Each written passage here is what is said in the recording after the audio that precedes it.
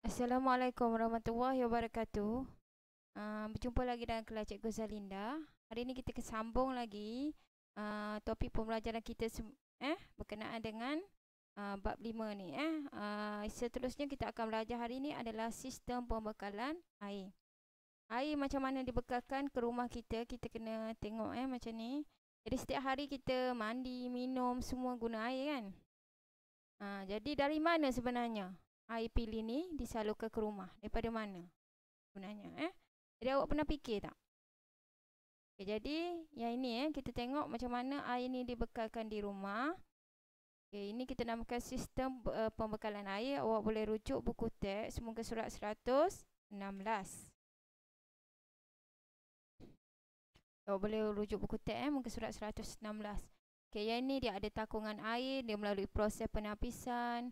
Lepas tu pergi ke stesen simpan, berlaku peroksidaan, berlaku penggumpalan, berlaku pengenapan, berlaku pengklorinan, dan seterusnya. Air tu dah bersih, dia akan disalurkan ke stesen simpan, pergi ke tangki simpanan dan dia akan hantar terus ke rumah.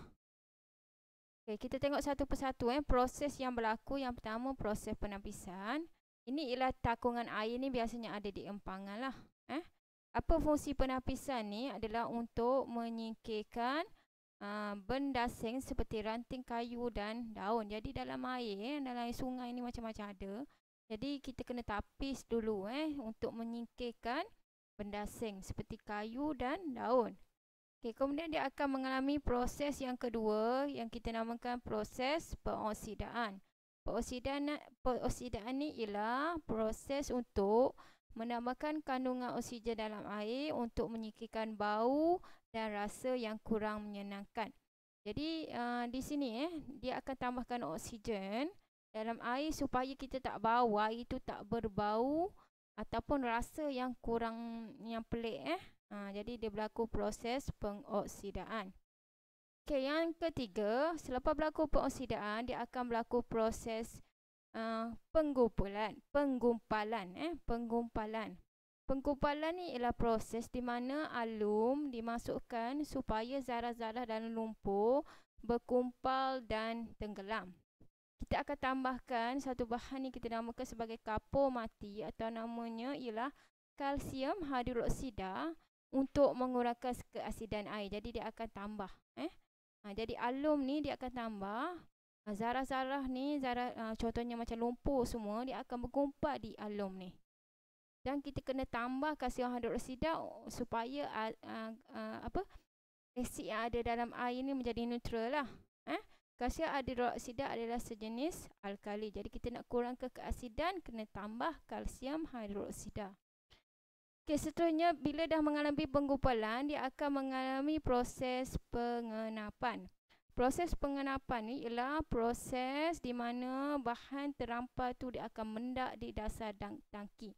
Jadi lama-lama bahan-bahan terampai ni yang ada dalam air ni dia akan jatuh ke bawah dalam tangki, dia akan terenak. Air yang jernih ada ke atas. Okay, seterusnya kaedah yang kelima dia akan berlaku namanya kaedah penurasan. Penerasan ni ialah kaedah untuk menyingkirkan berdasir dengan penapis pasir.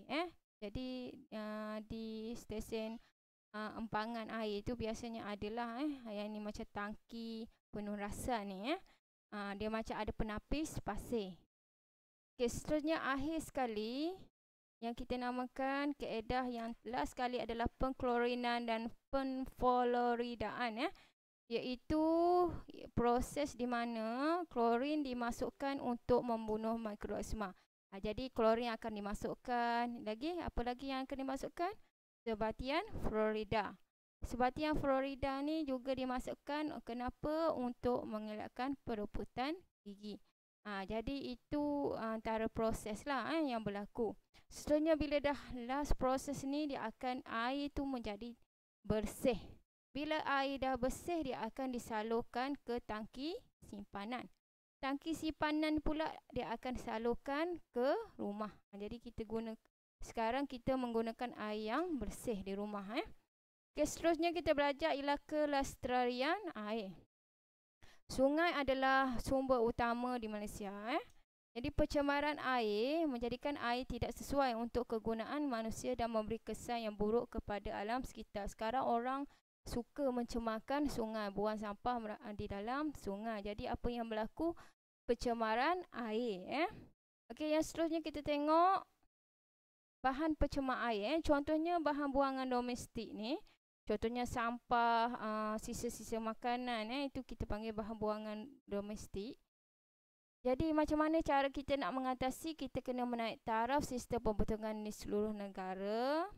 Kedua, kita kena mendidik masyarakat tentang cara membuang sampah yang betul. Tak boleh buang sampah lah dalam sungai. Yang ketiga, menyediakan kemudahan sanitasi yang sempurna di kawasan pedalaman. Jadi kemudahan sanitasi ni, tahu kan, sanitasi ni ialah untuk membasmi semua kuman, kita panggil sanitasi. Jadi kita kena sediakan di kawasan pedalaman.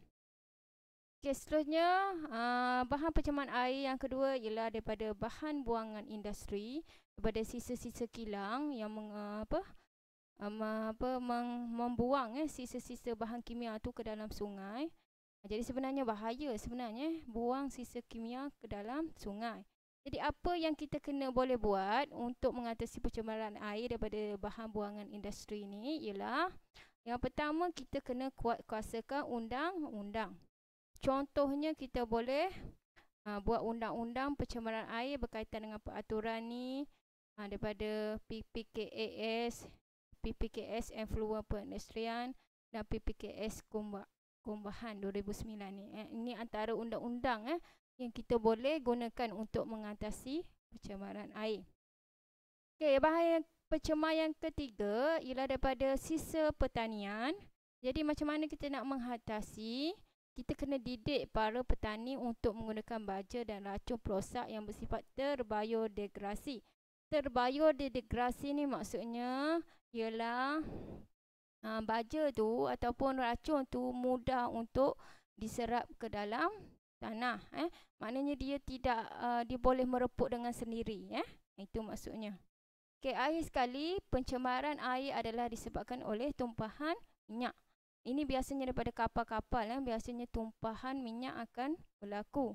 Jadi caranya adalah kita kena membendung dan memungut tumpahan minyak di laut menerusi rancangan kontingensi kebangsaan kawalan tumpahan minyak semakan 1999/2000.